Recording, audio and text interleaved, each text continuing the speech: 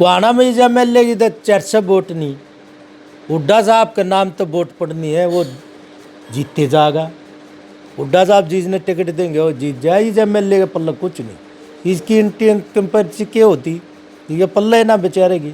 जो 2 बार एमएलए रह लिया उसको तीसरी बार टिकट देना ही नहीं चाहिए। नमस्कार, आप देख रहे हैं हरियाणा स्पेस। मैं अनिल खत्री। इस समय गोहाना हल्के में हम मौजूद हैं और हमारे साथ कांग्रेस के बहुत ही सीनियर नेता मुकेश तायल हमारे साथ मौजूद है। तायल साहब, बहुत बहुत स्वागत है। धन्यवाद आपका, और आपके दर्शकों को भी मैं धन्यवाद कहना चाहूँगा।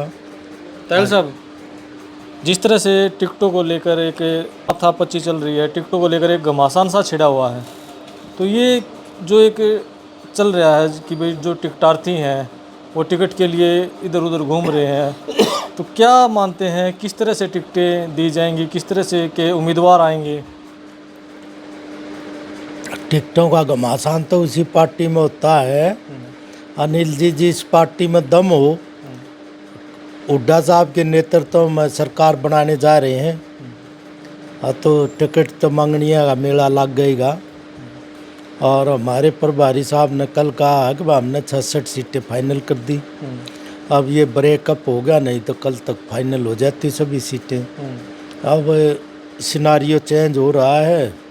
आप पार्टी और अखिलेश जी से, समाजवादी पार्टी से समझौता होने जा रहा है, क्योंकि पहले हुड्डा साहब मना कर रहे थे। अब हाईकमान चाहता है कि भाई इनको साथ लेके चला जाए, तो थोड़ा डिले होगा, लेकिन 7 तारीख तक सब क्लियर कर देंगे। तो क्या मानते हैं जो गठबंधन होगा इसके बाद क्या माहौल हरियाणा में बदलेगा, क्या असर इस गठबंधन से होगा? असर तो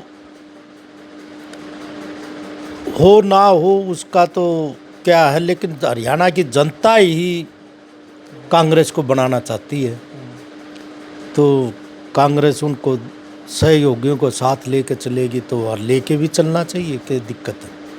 सरकार तो बनना तय है हुड्डा साहब के नेतृत्व में। तो जिस तरह से बयानबाजी आ रही है कि सीटिंग विधायकों के टिकट लगभग 22 टिकट लगभग फाइनल हो चुके हैं, सीटिंग गेटिंग का फार्मूला कांग्रेस इस बार देख रहे हैं कि फिर से चलेगा, तो इस हालात में क्या मानते हैं? ये तो जी 22 सीटों की तो प्रभारी साहब भी कह रहे हैं, हमने एमएलए की कर दी, 6 सीटों को रोक रखा है। सीटिंग गेटिंग से तो कांग्रेस कमज़ोर ही होती है, लेकिन अपना स्वार्थ हावी हो जाता है उसमें।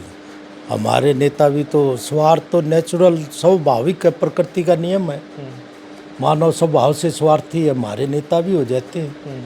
और नहीं तो मेरे हिसाब से तो जो 2 बार एमएलए रह लिया उसको तीसरी बार टिकट देना ही नहीं चाहिए। बीजेपी का जो फार्मूला है यही तो कामयाब हो रही है, और ये देते ही नहीं। ये हमारे तो कांग्रेस में क्या है, सीट भी है ना रिजर्व कर देंगे एक्स एमएलए के लिए, एमएलए के लिए स्टेज पर भी ना बैठने देंगे कार्यकर्ताओं को। तो उससे कमज़ोर तो पार्टी होती है, जबकि कार्यकर्ता ने कहेंगे रीढ़ की हड्डी है, तारे बिना कुछ नहीं, उसकी बैठने तक का अधिकार नहीं होता। और फिर भी कह रहे हैं कि आप भाई कांग्रेस की सरकार बनेगी, फिर कैसे बनेगी सरकार? कांग्रेस की सरकार तो जनता ऐसा न वो, ये अनिल जी भाजपा ने वो बार बार मैं कह चुका हूँ भाई, इतने सूए लगा रखे हैं, भाजपा ने को काम कराया नहीं। हरियाणा को तो भ्रष्टाचार में भ्रष्ट बना दिया, पूरे देश में भ्रष्टाचार में नंबर 1 बना दिया, बेरोजगारी में नंबर 1 बना दिया। तायल साहब, लोग जो है जो कई बार के विधायक हैं उनसे भी इतने ही नाराज है जितने भाजपा से नाराज हैं। नहीं, उसमें नाराजगी तो है ही, वो तो अनइनकम्बेंसी तो है, वो हार जाएंगे फिर, और क्या, और स्पेस खाली हो जाएगा। लेकिन उसके बावजूद भी 90 सीटें, विधायक तो हमारे सारे तो 28 हैं, 28 में तो 14 हार जाएंगे, जब भी 65 सीट आनी है कांग्रेस की। अच्छा, 14 हार जाएं जब भी 65 सीट आ जाएंगी। अब की बार तो सुपड़ा साफ है। तो गोहाना में क्या मानते हैं आप? गोहाना में सीटिंग गेटिंग का फार्मूला चलेगा? कुआना में जब एमएलए की तो चर्चा वोट नहीं, हुड्डा साहब के नाम तो वोट पड़नी है, वो जीतते जाएगा। हुड्डा साहब जिसने टिकट देंगे वो जीत जाए। जब एमएलए का पल्ला कुछ नहीं, इसकी कंपेरिटी क्या होती, ये पल्ला ही ना बेचारेगी। तो फिर पीछे तो आप कह रहे थे कि भाई जो टिकट मिली तो इनका हारेगा, आप कह रहे हो जीत जाएगा। वो तो हुड्डा की वोटों से जीतेगा। हुड्डा साहब की वोट मैं तो बार बार कह रहा हूँ भाई, इसकी नहीं 500 भी वोट वो तो हुड्डा साहब की वोट है, हुड्डा साहब ने टिकट देनी है, हुड्डा साहब आने के न्यू कहेंगे जब अब लोग ना मेरे को देखो मन इसने क्यों देखो पाछे भी नहीं कहेगा जिता आधा